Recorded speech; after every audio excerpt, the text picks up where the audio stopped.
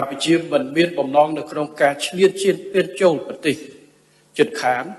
មិនមានការចង់បានទឹកដីប្រទេសណាសូម្បីតែមួយលីបែតប៉ុន្តែកម្ពុជាបដិញ្ញាចិត្តនៅក្នុងការ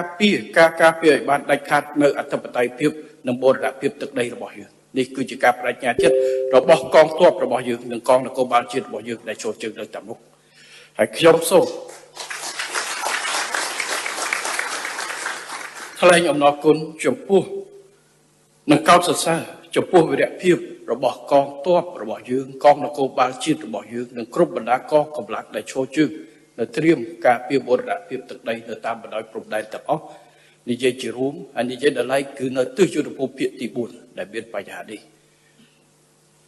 ហើយខ្ញុំក៏សូមថ្លែងអំណរគុណចំពោះសម្ដេចអគ្គមហាសេនាបតីតេជោហ៊ុនសែនប្រធានព្រឹទ្ធសភាដែលតែងតែផ្ដល់ការគាំទ្រដឹកនាំនិងលើកទឹកចិត្តជាប្រចាំចំពោះវីរៈកងទ័ពដែលឈរជើងការពារតាមបណ្ដោយព្រំដែនរបស់យើងរួមទាំងកងកម្លាំងប្រដាប់អាវុធគ្រប់ប្រភេទកងនគរបាលជាតិកន្លងទៅក៏ដូចជាពេលនេះហើយក៏ដូចជាបានបំផុសចលនាដើម្បីជំរុញនៅខឿនការពារជាតិរបស់ប្រជាជនដែលគៀកោនិងលើកប្រជាពលរដ្ឋទូទាំងប្រទេសនៅក្នុងការលើកទឹកចិត្តទៅដល់កងកម្លាំងរបស់យើងដែលត្រៀមខ្លួនជាស្រេចដើម្បីការពារបូរណភាពទឹកដីហើយខ្ញុំសូម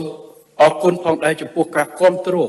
ដ៏ផុសផុលពីបងប្អូនប្រជាពលរដ្ឋខ្មែរនៅគ្រប់ទិសទីមិនថានៅក្នុងប្រទេសមិនថានៅក្រៅប្រទេសចំពោះការជួយឧបត្ថម្ភគាំទ្រទៅដល់កងទ័ពរបស់យើងកងនគរបាលជាតិរបស់យើងតាមរយៈការបរិច្ចាគទុនធានថវិកាសម្ភារៈស្បៀងអាហារជាច្រើនជាបន្តបន្ទាប់ក៏ដូចជាការបញ្ចេញនៅការគាំទ្រផ្សេងតាមសារតាម Facebook តាមគ្រប់រូបភាពដើម្បីគាំទ្រដល់បងប្អូនរបស់យើង